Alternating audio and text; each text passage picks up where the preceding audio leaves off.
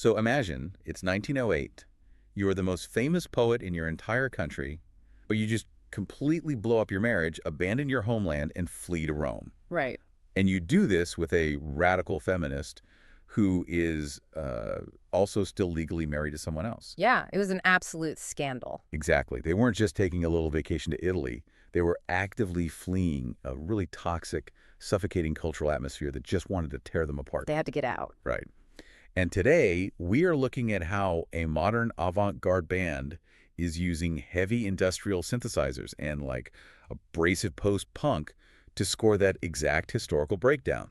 Welcome to another deep dive. I mean, it is just a profoundly disruptive story. We're looking at this multimedia project called Elegia 1908 by the Finnish band Hullut Muusikot. Yeah, and they are adapting the work of that runaway poet Eino Leino and his companion Elegia. But they are doing it in a way that, well, it aggressively challenges how we even remember the past. Because, most classical adaptations treat historical poetry like a fragile oil painting. They just put a new, polite acoustic frame around it and hang it in a quiet museum somewhere. Yeah, very safe. Very safe. But Hullut Muusikot, they treat the poetry like source code. They're running this 1908 emotional operating system on a 2026 industrial synthesizer. That's a great way to put it. And our mission today is to figure out why. So, okay, let's unpack this. To really grasp how they pull off this historical disruption, we first need to look at what Hullut Muusikot actually considers themselves to be. Because calling them a rock band doesn't even begin to cover it, right? No, not at all. If you read their manifesto, they refer to themselves as a sonic circus. A sonic circus. I love that. Right. And more importantly, they call themselves cultural archaeologists. Okay, but when they say archaeologists, they aren't like using tiny brushes to dust off ancient pottery? No. They are using dynamite to blast through the bedrock of national myth. I mean, Hullut Muusikot operates in a very specific lineage of Finnish underground music. Like the post-punk stuff. Exactly. You look at the dark, chaotic roots of the early 80s, post-punk and goth scene in Finland. Bands playing in damp basements, really pushing against the polite pop music of the era. Yeah. And you see that exact same raw energy in what this band is doing today. They combine experimental rock, theatrical absurdism, and just pure punk energy. So they're taking these revered cultural icons and asking a really dangerous question, which is, what would these dead poets sound like if they were making music with us right now in this chaotic modern world? Exactly. I want to focus on that dynamite premise for a second because it basically acts as the thesis for their entire discography. Yeah, it really does. If you look at their past albums, they have essentially built a roadmap of bringing dead poets back to life. And none of it is gentle. Not even a little bit. Let's look at their album focused entirely on Elegia. So she is the companion who fled to Rome with Leino. And we are definitely going to dive deep into her psychology shortly. Oh, absolutely. But when Hullut Muusikot adapted her work, they didn't just recite her poems over a piano. They blended underground folk with influences from faraway lands. They created this really sonic interpretation of her defiance. And they did something very similar with their 2025 album, Katri Vala. Right, Vala. Yeah, so Vala's poetry is famous for its intense social sensitivity and nature mysticism. But instead of leaning into a quiet, pastoral folk sound, which is what you'd expect. Exactly. Instead of that, the band gave her words this sweeping cosmic approach. They infused the tracks with ecstatic, almost overwhelming energy. Wow. Yeah. Critics describe the album as a collision of surreal beauty and melancholic fire. They really understood that Vala's connection to nature wasn't about quiet contemplation. It was about the violent, undeniable force of life itself. And then there is the Uno Kailas album, which also came out in 2025. This one really proves the point about their methodology, I think. Oh, definitely. Kailas was tormented. Yeah, a poet tormented by identity, madness, and intense isolation. And if you listen to the tracks Hullut Muusikot created for his poems, songs like Nari, which translates to the jester, or Aika, meaning time. Such heavy tracks. Right. They didn't just write a sad melody. They built a towering, introspective dive into existential dread. And they used striking music videos on YouTube for each single. Yes. They turned his internal terror into a multisensory nightmare.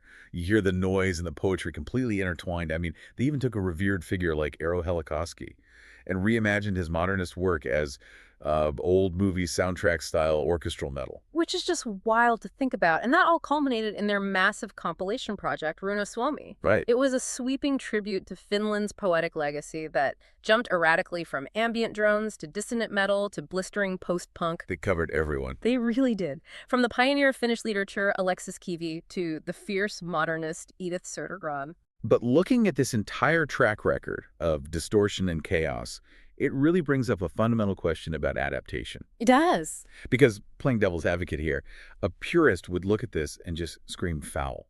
Oh, they do. Right. When you take classic poetry words written over a century ago with careful, deliberate, rhythmic meter, and you just drown it in dissonant metal or heavy industrial beats, is this just musical vandalism? Are they just being provocateurs for the sake of shock value? Well, what's fascinating here is that the chaos is not just intentional. It is an act of profound historical accuracy. Really? How so? Hullut Muusikot argues a very compelling point.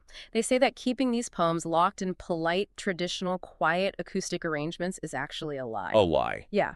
It's a disservice to the emotional reality of who these writers were. I mean, think about it. When you read a poem about existential madness or the absolute suffocation of societal norms, a gentle acoustic guitar strum doesn't capture the truth of that experience at all. So the polite history is a lie. Exactly. The band's chaotic, abrasive rhythms are engineered to match the internal psychological chaos of the poets themselves. Oh. They are not merely scoring the syllables on the page, they are scoring the anxiety, the heartbreak, and the rebellion of the human being holding the pen. That makes so much sense. Yeah. And to truly understand their new project, Elegia 1908, we have to look at the massive, chaotic implosion that birthed the poetry in the first place. We do. We have to go back to 1908. Let's set the stage, because anyone who knows Finnish literature knows the standard narrative of Eino Leino. Right, the national hero. Exactly. He is the giant, the visionary, the developer of Finnish language poetry. The man who wrote 32 books of poetry and 25 plays. You see his statues, you see his quotes on plaques everywhere. The Eino Leino of 1908 is not a statesman. No, he is not. He is a man whose life is actively imploding.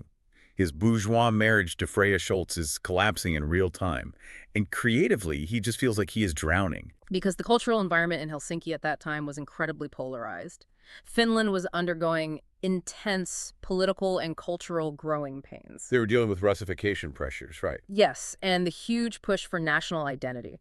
So Leino, who had this massive romantic European vision for what Finnish art could be, found himself constantly under attack. And he had some very vocal enemies. He was targeted relentlessly by critics, most notably Kyösti Vilkuna. Ugh, Vilkuna. He was like the troll of the 1908 literary scene. He essentially made it his personal mission to destroy Leino's reputation. He was relentless, and this ties directly into a philosophical concept that Leino and Onerva were deeply obsessed with. Okay, what concept? It became the driving force of their lives and their flight from Finland. It is the dichotomy between the seeker and the nusukas. Here's where it gets really interesting. This is a crucial concept to unpack.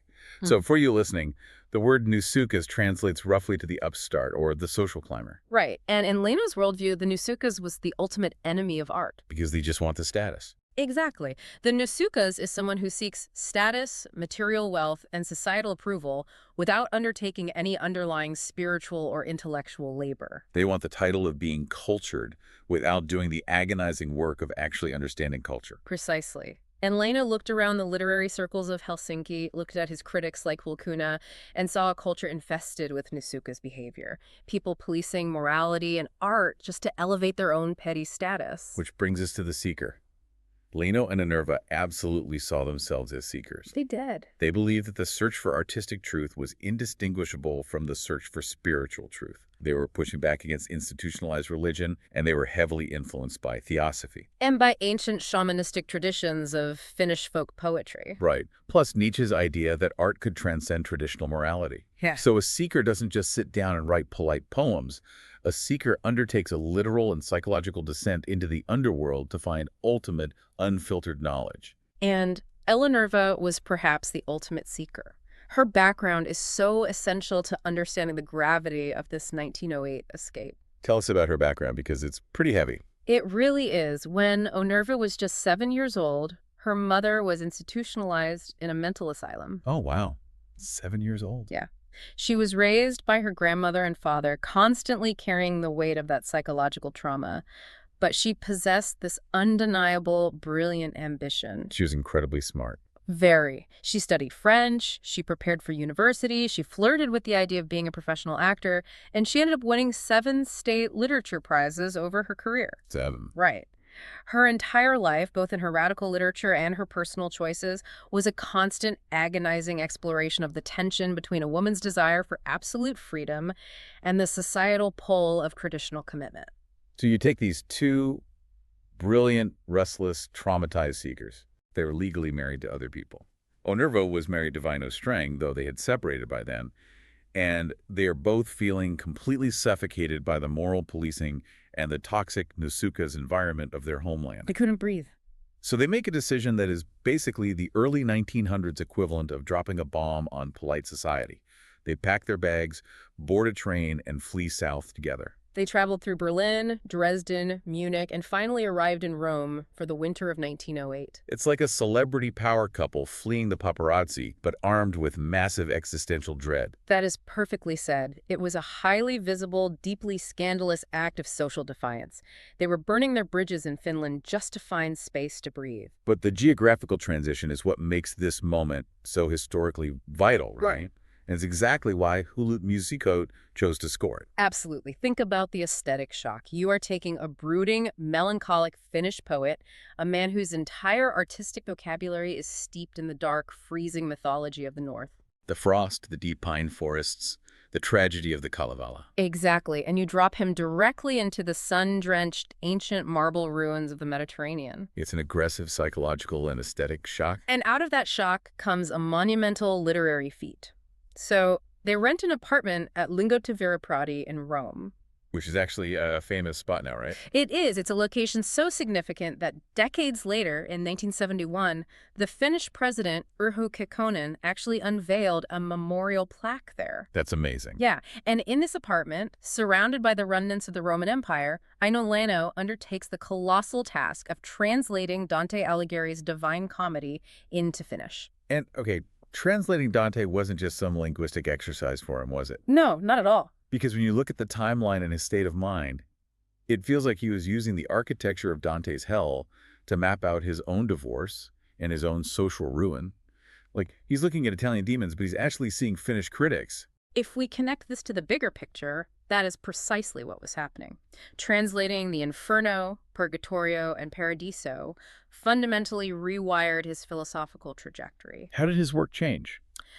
Well, before Rome, Leino's work was deeply focused on localized tragedy. He wrote about individual heroes falling to the cold, dark forces of the North. Why, very Finnish. But in Italy, immersed in Dante's grand Catholic mysticism and surrounded by the physical weight of Roman history, he started to see these massive, undeniable parallels. He began to map the tragic heroes of Greco-Roman mythology directly onto the shamanistic figures of Finnish pagan folklore. So he steps back and sees that the freezing underworld of Tuonela from Finnish myth Yes. and the frozen lake of Cocytus at the very bottom of Dante's hell are basically the same place. He realizes that the bright southern tragedy and the dark northern shamanism are cut from the exact same cosmic cloth. Wow.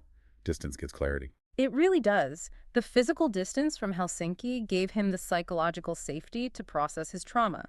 He stopped seeing Finnish folklore as isolated local fairy tales, and he started viewing it as a vital chapter in a universal human mythology. He moves away from individual death and shifts toward these grand cosmic visions. And you can see this shift documented in the original work he produces right after this period, specifically his Slave Tetralogy. Like the novel Anan Orja or Slave of Happiness. Yes. Anan Orja is the perfect encapsulation of this transformation.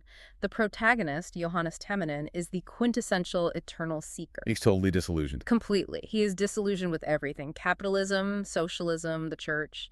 He is searching for an anchor. And where does Leino place his protagonist's final revelation? In Rome. Close to it. Johannes ends up as a hermit on Monte Cavo, which is the highest mountain in the Alban Hills near Rome. He physically climbs above the noise of the world. I love that imagery. And up there, he comes to a realization that perfectly synthesizes Leino's new cosmic perspective. Johannes decides he doesn't know or even care if he is a Christian or a pagan. All he knows is that truth is the highest religion. And that the sun is the same for everyone. Though its light falls on the earth in the form of different beams, Exactly. the sun is the same for everyone. What a staggering departure from the isolating, freezing darkness of his earlier Finnish work. He finally finds the universal light. He does. And this intense mythological friction, the dark, brooding north, violently meeting the bright, revelatory south, the chaos of a ruined reputation meeting the rigid architectural structure of Dante's Inferno. It's powerful stuff. It is. And this is the exact historical and emotional crucible that Hullut Muusikot set out to capture in their new album, Elegia 1908. Let's look at how they actually execute this translation from history to audio, because it is brilliant. Yeah, let's get into the music. So, Elegia 1908 is designed as a massive dual project.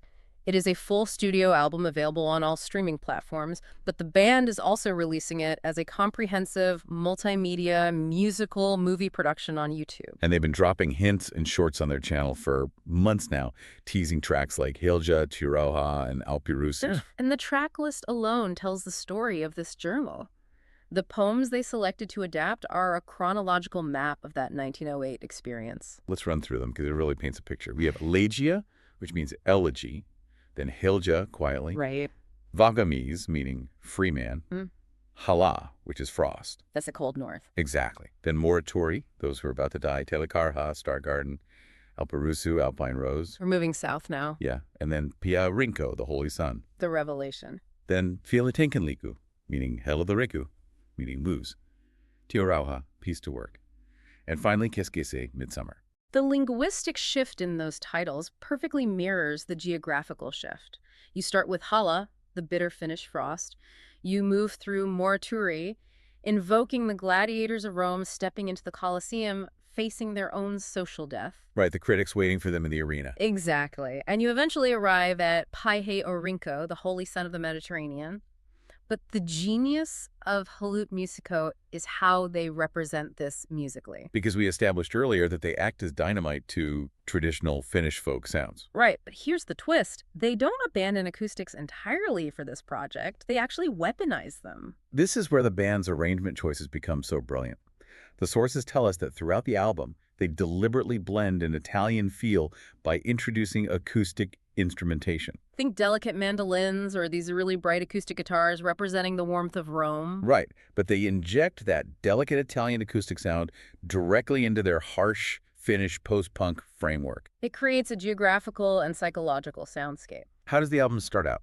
It begins with a relatively gentle approach. You hear that acoustic warmth mimicking the initial relief Leino and Minerva must have felt stepping off the train into the Mediterranean light. That feeling of finally breathing. Yes.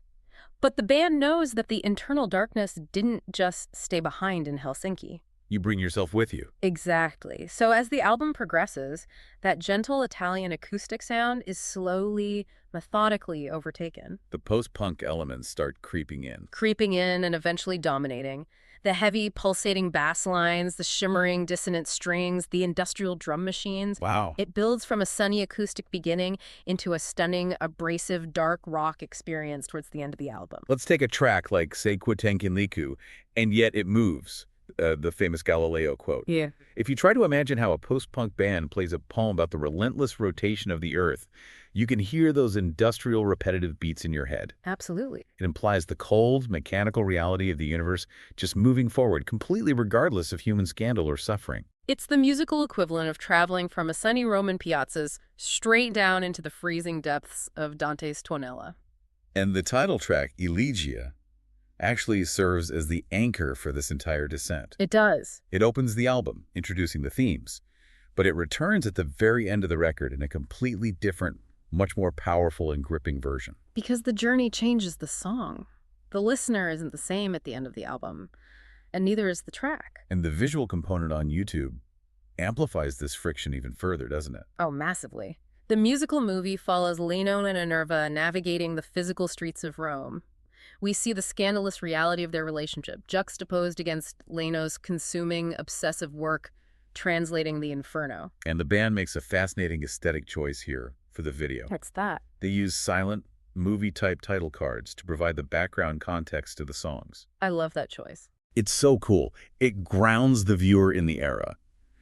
You are looking at visual cues from the early 1900s, the silent film text, the stark black and white framing, but your ears are being assaulted by modern industrial darkwave. It forces the past and the present to collide violently. Exactly.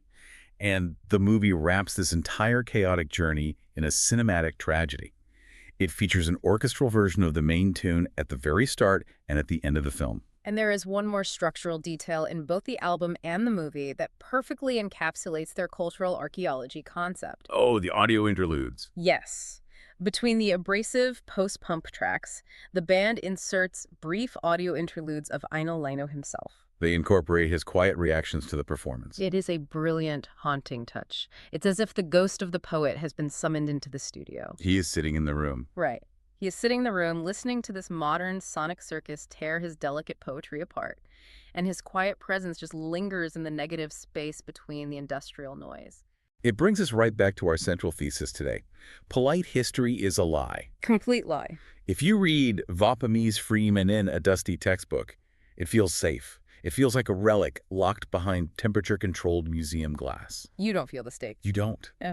But if you hear those exact same century-old words chanted over a heavy, pulsing post-punk bass line with the quiet ghost of the poet breathing in the background, it completely alters your digestion of the history. It really does. The noise proves that the people of the past felt their anxieties, their heartbreaks, and their rebellions just as loudly and chaotically as we do today. Their lives weren't in silent sepia tones. They were in screaming, visceral color. Hullut Muusikot uses abrasive sound to make the history active. They make it dangerous again. And, this raises an important question for me about how we consume all historical art. How So so? when we strip away the grit and the controversy of a figure like Leino just to make him a palatable national hero, we lose the seeker. Oh, that's a great point. We lose the seeker and we get the Nusukas. Exactly. We are left with exactly the kind of hollow, status-obsessed Nusuka's art that he despised. By pushing the boundaries of modern music, this band honors the radical spirit of 1908 far more accurately than a traditional tribute ever could. We have covered massive ground today. We started in the suffocating, toxic literary scene of 1908 Helsinki, where the greatest poet of a generation and his brilliant companion basically had to flee for their artistic lives. Yep, they got on that train. We followed their scandalous escape to the sun-baked ruins of Rome, where the translation of Dante's Inferno shattered Leino's worldview and opened him up to universal cosmic truths. The sun is the same for everyone. And we witnessed how, over a century later, a Finnish avant-garde band resurrected that specific historical friction. They blended the light of Italian acoustics with the brutal darkness of industrial post-punk to prove that the past refuses to stay quiet. It is a phenomenal testament to the enduring, dangerous power of the true seeker. So what does this all mean for you listening right now? We always promise a deep dive, but I want to leave you with a final thought to mull over long after this audio stops. Something to really think about. Think about the concept of the seeker that drove Leino and Minerva to blow up their lives. They realized that to truly understand their own context, they had to step entirely out of it. They couldn't stay in Helsinki. They had to leave everything they knew behind to find clarity. Ask yourself, if you were forced to escape the noise, the suffocating routines, and the judgment of your own local critics to truly understand yourself, what Rome would you flee to? Where's your Monte Cavo? Right. Where is the mountain where you realize the sun is the same for everyone? And perhaps more importantly, considering what we've explored today about the authenticity of noise. Yes. If an avant-garde band were to score the soundtrack of that major turning point in your life, that moment you finally broke out of your mold, what would it sound like? It definitely wouldn't be polite. I guarantee it wouldn't be a gentle acoustic strum. I highly encourage you to go find Elegia 1908 streaming, watch the silent movie aesthetic of the film on YouTube, and let the noise in. Because sometimes, to truly appreciate the history locked in the museum, you have to be willing to shatter the glass. We'll see you next time.